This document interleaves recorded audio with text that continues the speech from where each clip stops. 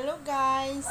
Good evening po! Magpaksiw po tayo ngayon. Ang ating papaksiwin na isda ay ang tinatawag sa amin na buras. Tapos, nilagyan ko na siya guys ng luya.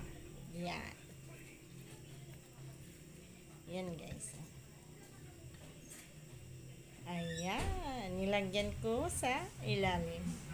Para lasap na lasap. Yan guys. Paksiwin natin yan. Tapos dito guys, sa kawali, nilagay ko na guys syempre, ang bombay. Meron tayong ahos or garlic, then luya. Ayan guys. Isahan na lang. Yan. O guys, ilagay na natin siya. Yan. O. Nilagyan ko din sa ilalim guys. O. Ayan. Ayan. Paksiw yan guys. My version. Sige. Yan guys, ang ating suka. Maasim to. Kailangan natin lagyan ng kunting tubig. Yan. Yan na guys. Okay. Asin natin yan guys. Lagyan natin. Para sa ating paksiw. Yan. Tapos, lagyan natin ng tubig. Yan. Ulo-ulo ko dayon para hugasan. Yan. Tapos,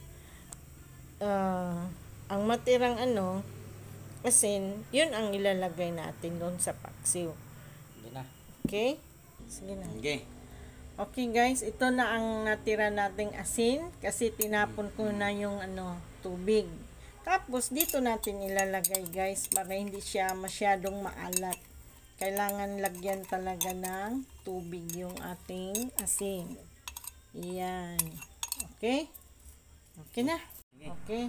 Yan na guys ang ating papaksiwin na isda. Ang buras na tinatawag sa amin. Tapos, syempre, takpan na natin. Tsaka lutuin natin. Yan.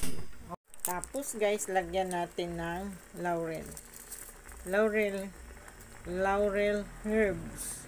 Yan, may version niyan guys. Tapos takpan natin ulit.